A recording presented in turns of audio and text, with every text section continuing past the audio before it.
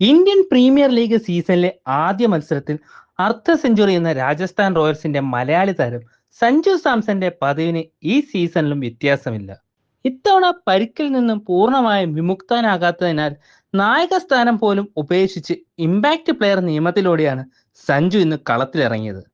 എന്നാൽ സീസണിലെ ആദ്യ മത്സരത്തിൽ അർദ്ധ സെഞ്ചുറി എന്ന ശീലം സഞ്ജു കൈവിട്ടില്ല. 37 പന്തുകൾ നേരിട്ട സഞ്ജു 7 ഫോറും 4 സിക്സും സഹിതം 66 റൺസ് എടുത്താണ് ഇത്തവണ പുറത്തായത്.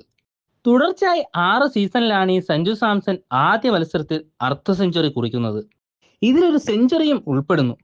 2020 ഷാർജയിൽ മഹേന്ദ്ര സിംഗ് ധോണി നയിച്ച ചെന്നൈ സൂപ്പർ കിങ്സിനെതിരെ 32 പന്തിൽ 74 റൺസ് അടിച്ച് തുടക്കമിട്ട ശീലമാണ് തുടർച്ചയായി 6ാം സീസണിൽ സൺറൈസേഴ്സ് ഹൈദരാബാദിനെതിരെ 37 പന്തിൽ 66 റൺസ് എടുത്ത് സഞ്ജു തുടരുന്നത്.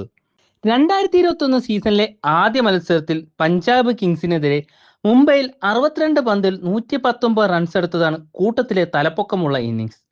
2022 ആദ്യ മത്സരത്തിൽ സൺറൈസേഴ്സ് ഹൈദരാബാദിനെതിരെ 27 പന്തിൽ 55 റൺസ്.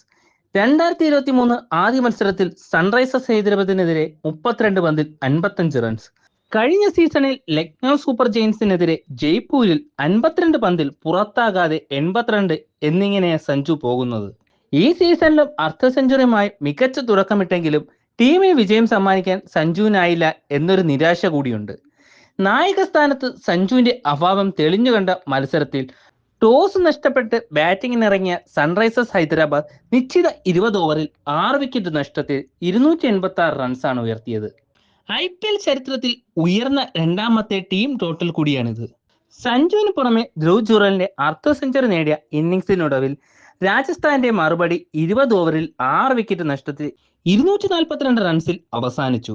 മാർച്ച് 26 ഗുവാഹത്തിയിൽ കൊൽക്കത്ത നൈറ്റ് റൈഡേഴ്സിനെതിരെയാണ് രാജസ്ഥാന്റെ അടുത്ത മത്സരം.